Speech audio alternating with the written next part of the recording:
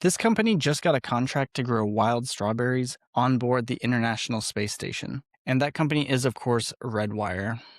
So this sounds kind of like a meme headline, but it actually addresses one of the most fundamental underlying issues of long space travel, which is growing your own food rather than only being able to eat what you bring.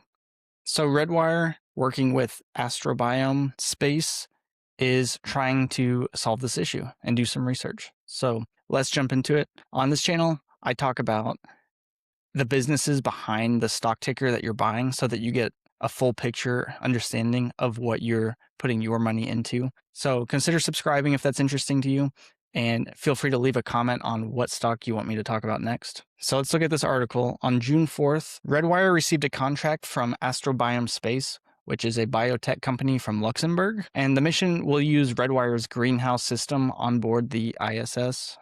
And Redwire calls this the world's first commercial space greenhouse. And the plan is to grow wild strawberries using Astrobiome's biostimulant, which is made from microbes adapted to extreme environments. So that's where the partnership comes in, is Astrobiome is supplying the biostimulant while Redwire is going to be supplying the actual technology needed to grow strawberries.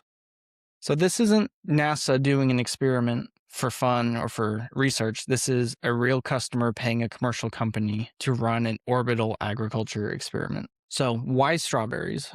So the founder of Astrobiome Space has this quote, "I dream of going to Mars knowing I can still taste Earth." And I think what they're trying to convey in this quote is a lot more than just the nutrition from being able to eat grown, fruits and vegetables that you grew in space. I think it ties into the more psychological side of space travel, which, I mean, I've never actually traveled in space myself, but the further you get away from Earth, the longer you're out there traveling, you have to stay connected to the Earth. So if you're able to, eat a fresh strawberry while you're millions of miles away from Earth, I can imagine that keeping you connected to your humanity.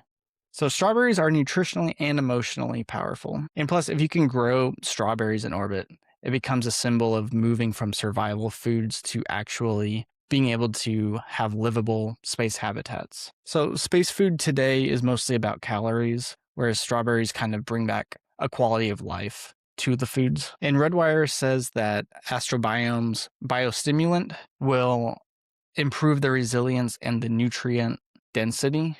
And that includes vitamin C, potassium, flavonoids, polyphenols, and antioxidants. So basically adding in all of those extra nutrients to grow healthy, nutritious strawberries. So I wanted to look at why this is a challenge. Like, why is it hard to grow strawberries in space? Because it's in a space station. So some of the issues are there's not normal gravity. So that affects, the roots growing down into the soil, as well as water. Here on Earth, you put water onto a plant, it'll sink down and, be able to hit the soil below the roots, around the roots. Whereas without gravity, that is an issue. As well as, the controlled light, nutrients, humidity, airflow. Plants need all of these things to survive. And you're going to have to, well, not you, Redwire is going to have to figure out how to manage that on board a space station.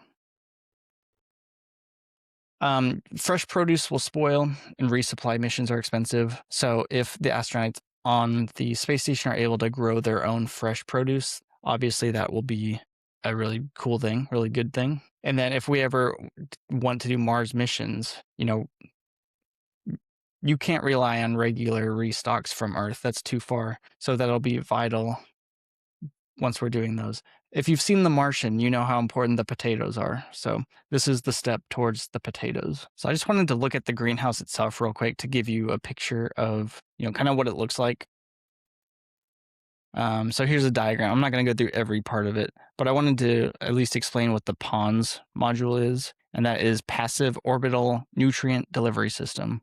So it's another acronym. You know how Redwire loves their acronyms, but basically that's the system that solves those problems of the gravity, the low gravity. So it's, it delivers the water and the nutrients down to the roots to where it needs to be so that the plants can grow. So while this is, a smaller test, basically, growing wild strawberries, it's a stepping stone towards the larger picture of agriculture in space.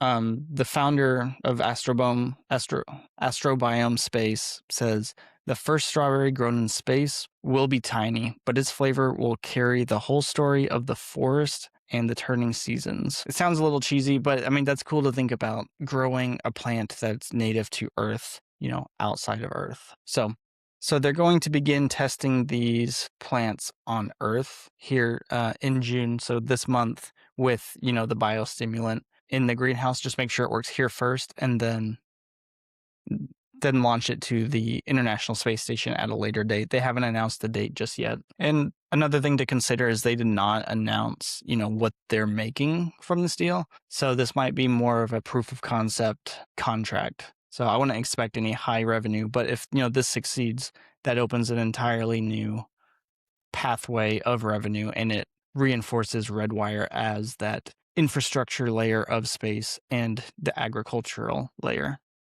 So just another cool thing that Redwire is doing. I'm excited to see this, and maybe one day we will all be eating wild strawberries grown in space. So thanks for watching this video. Feel free to subscribe. I'm going to try to do more news-based videos like this about some of my favorite stocks so that we can just keep up with these companies and all of the various things they're doing. So if you enjoyed that, you can click here for another video. Bye-bye.